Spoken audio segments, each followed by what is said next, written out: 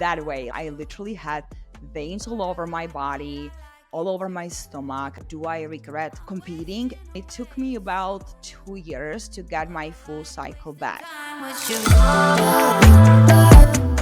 Hey guys, welcome back to the Free and Fit podcast with your host Martina Roskova. This is the place where we dive into diets, why they often fail, our awful relationship with food, and the struggles so many of us face when trying to lose weight, only to find ourselves gaining it all back again.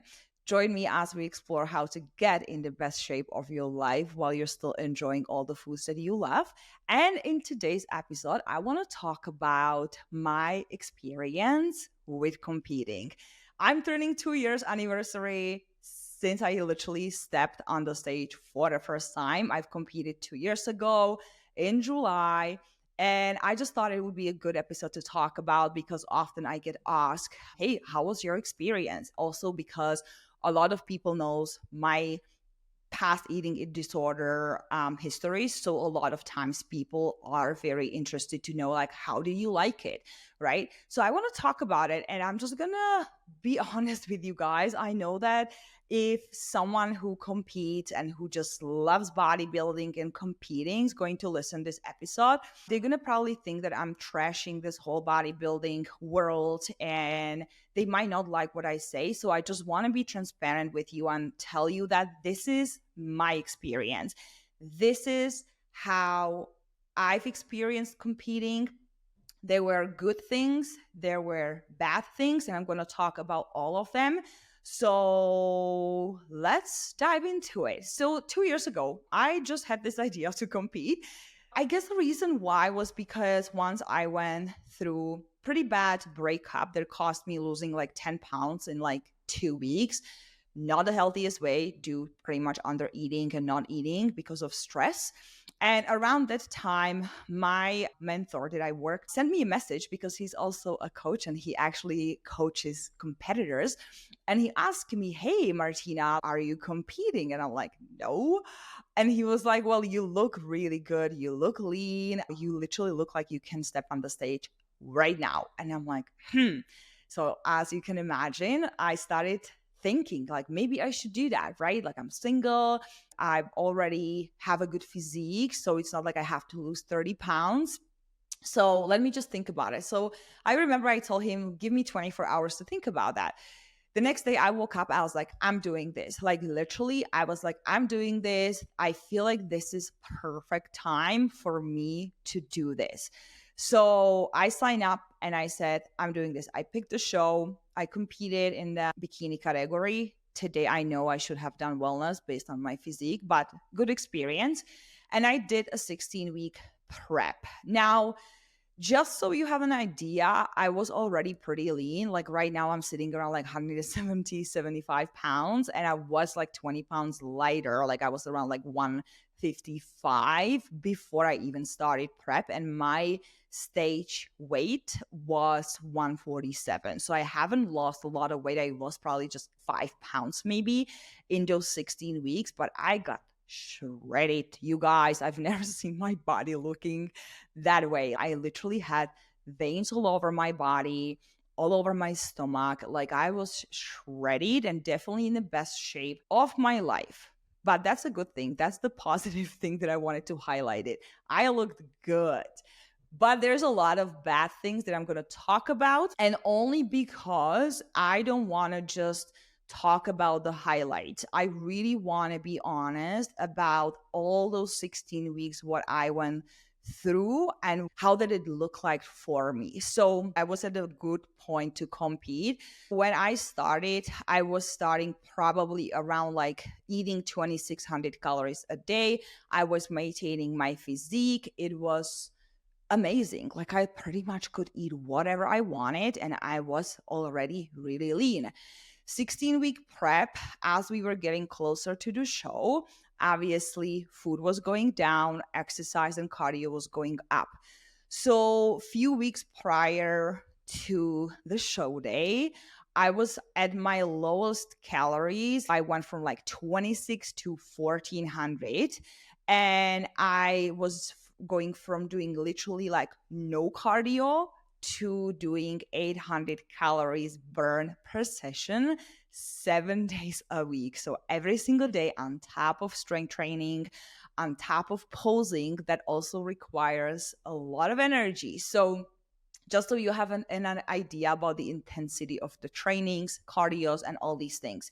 Now, all the bad things, or I'm going to just say also the good ones. So it just doesn't seem like I'm just like really hater when it comes to competing. So competing was one of the hardest and best experiences I've ever experienced, and things that I've put myself through, because it wasn't like anyone forced me to do that. I just wanted to do it. Now, why? Because competing has taught me so much about myself. Competing has taught me so much about what I'm truly capable of. Because when I set the goal, I just go for it. And there were times where I know a lot of people would give up. And I know a lot of people who starts competing and prep and they end up not even finishing the whole prep because they just can't. They just give up because it is really hard on your body. So what has competing taught me is that I truly understood like how strong I am, what I can really accomplish when I set my mind. But there were things that unfortunately I have experienced that has ruined my health in a certain ways, and I'm going to talk about that.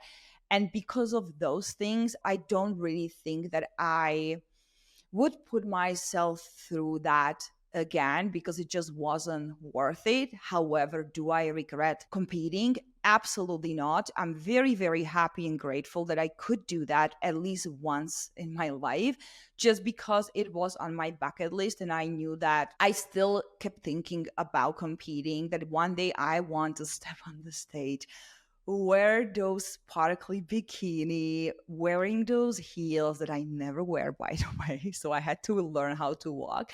And so it was on my bucket list. Like I wanted to do that. But for so long, I just didn't feel like I could. And the reason why is because I only recovered from eating disorder in 2018 and I competed in 2022. So it took me really 4 years to get to the point where I mentally felt like I can do that, because I knew it's not going to be easy. And those 4 years truly were crucial for me. I needed to feel like I'm fully recovered and there is a no chance that I will become bulimic again. The first time I started thinking about competing was in 2020. So 2 years after my recovery. And when I've just pictured myself going through the diet and just the extreme, I simply didn't believe that I was strong enough and fully recovered to go through the prep like that without becoming bulimic again. So 4 years later, I truly felt, I was like, you know what? Your relationship with food is really good. You can totally do that. So I did. Like I said, amazing experience. Walking on the stage was like, hell yes, you did it. The reason why I'm competing, you guys, you won't believe when I say that, but I am 100% honest with you. I did not care how am I going to place. I did not care if I'm going to go and place first or the last. I was like, it would be nice if I placed first, second, third, that I would have the trophy and I would, have the memory that I actually did a good job. But if I'm not going to, it's okay, because for me, the prize that I wanted the most was the accomplishment. Like I wanted to compete only because I wanted to prove myself that I can. Because as someone who struggled with eating disorder for 12 years, 7 years ago, if you would have told me like, hey, one day you're going to put these tiny bikinis on and you're going to walk on the stage looking the best you've ever looked and you just going to do that, I would not believe you. So for me, the only one reason why I've competed was because I wanted to prove myself that I could. And I did. Now, the bad experience that I have when it comes to competing was pretty much few things. Number one is I lost my period second week in prep, and it took me about 2 years to get my full cycle back. So that's how bad it messed up with my hormones. And as a woman, you never really realized how getting period is important, because for most women it's like, oh, I wish I don't have period, because cramping and bleeding once a month, it's just not fun. But when you lose your cycle, and when you go from one doctor to another and they tell you, oh, you have PCOS, or you have this, or you have that, then you start feeling like, please, God, help me to get my cycle back, because not having your cycle is just not a good sign. Like, it's just a sign that your body is not healthy. So that was really a big struggle for me. I have diagnoses that were in truth, like PCOS. Then they were like, you don't have PCOS. So what do I have? Why I don't have my period? And then I pretty much diagnosed myself before even my doctor told me that I had hypothalamic amenorrhea, which is missing period due over exercising and not fueling your body enough, which is something I'm going to talk about in the next episode, just because you maybe might experiencing the same thing and you might not even be competitor. So number two, that experience or thing that wasn't pleasant. There were two times where I almost became a bulimic again. I remember I got home and I had horrible, horrible cravings for something. Usually I would crave like peanut butter because I didn't have enough fats in my diet. And I remember that I literally went to my kitchen and I grabbed this big jar of nut butter and I ate like half of the jar. I felt so horrible. I felt like I completely failed. And I messaged my coach and I said, I messed up. I ate this whole jar that was probably like 2,000 calories. And he sends me message back and he says, don't do anything stupid. I told him I'm just going to go and throw up. And he said, don't do anything stupid. I much rather for you to step on the stage the way you look now than taking the risk you becoming bulimic again. So that happened about twice in those 16 weeks prep. And truly, after competing, I placed second, by the way. So, yes, accomplishment, super proud of myself.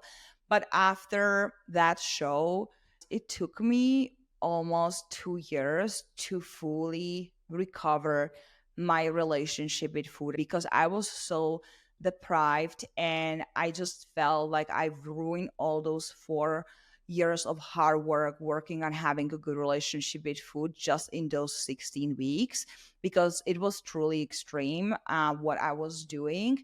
And so I want to say probably like maybe 6 months ago, I just started to feel like, hey, you know what? You have full control around food. You're just feeling healthy, happy. You don't have obsessive thoughts about food. And it took like a year and a half. So was it worth it? Now I want to say yes, because I got my cycle. I am not fully considered recovered from hypothalamic amenorrhea, because you need to get 3 cycles in a row on time to be considered as recovered. And I've only had 2 so far. So I'm waiting for my third one, fingers crossed. But overall, if I look back, I always feel like I'm very grateful for the opportunity and the experience, because putting your body through this, seeing how your body changes, hitting the rock bottoms when you feel like you cannot work out because you don't have energy, you're literally need to take naps throughout the day, like you are just so disciplined, and you have to be, because you know that you're about to step on the stage in the tiniest sparkly bikini besides 10 other competitors, and you don't want to embarrass yourself. So that experience is something that I am really, really grateful for. However, I always say that I will probably never ever compete again. So that is my experience with competing. I am happy, you guys, that I'm able to share this with you. And I always say that If you think about competing, if that's something on your bucket list and you're like, I want to do that, like I want to experience it, feel like a princess, having this beautiful makeup on, having your hair done. And if you're thinking like this is something I want to do, just do it. Just know that it is not healthy.